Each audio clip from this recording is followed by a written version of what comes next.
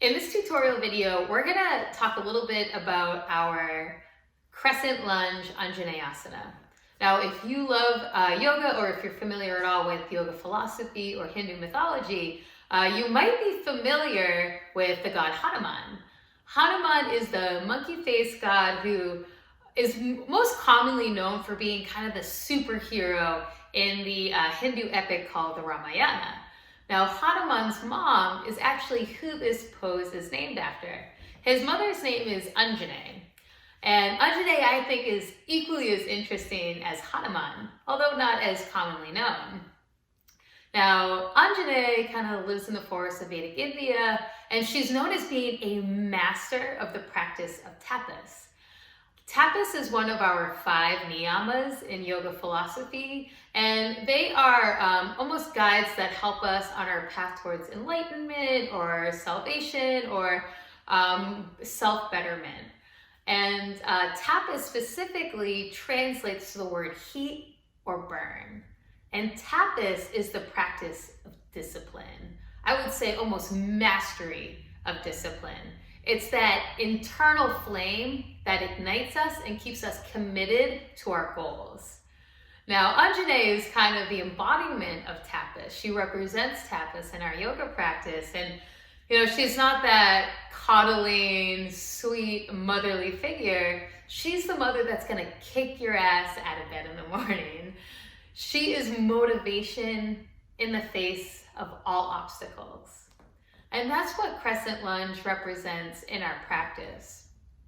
Now, this represents just one side of Anjaney. So Anjaney is that master of discipline, but she's also known as an apsara. And an apsara is a cloud nymph.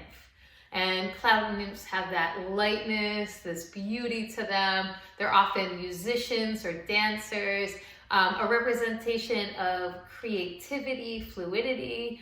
And, this is one of the things I love about Anjaney is she represents those seemingly opposing characteristics. She's creative, she's a dancer, she's beautiful, but she also has a strict discipline to her practice.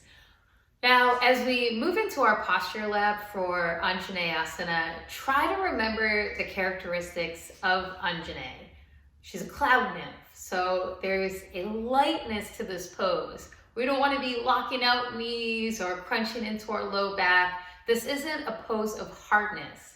Really, there should be that quality of airiness to it. And then also, try to find that line where you're modifying and it feels good in your body, but also where you're dedicated to the challenge of this practice. If you want to release the knee down, find that edge first. We want to channel that practice of tapas. So finding discipline, motivation, and dedication in the face of challenge. So this is a pose really meant to help strengthen us, to help build that discipline in the mind and the body, but also to have that airiness and that lightness enough to make it sustainable.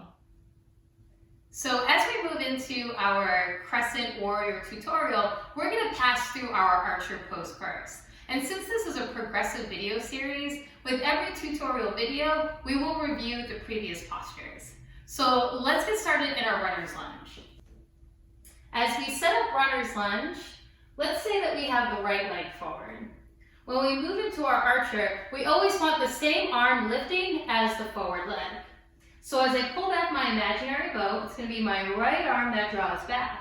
Now here, I'm not yet in a twist. Remember, my gaze is forward and my heart is forward. Begin to soften the back knee. Curl that tailbone under slightly. Let the low belly be strong as we slowly lift up one vertebrae at a time. Now we can begin to draw that right shoulder back and find a little bit of a twist. To move into our Crescent Warrior, we're going to slowly slide that right palm forward until it's right in line with the left arm. Now, as we're here, soften that knee again. Pull the shoulder blades apart. Let that low belly be nice and strong again. And as we lift the arms up, now we can begin to straighten out that back leg. Maybe arms are overhead. If shoulders are tight, arms can be wide. We want the gaze following our hands. Begin to push into that forward leg so you're getting that hip and knee a little bit of space. And then you can move the arms as far back as feels safe for you.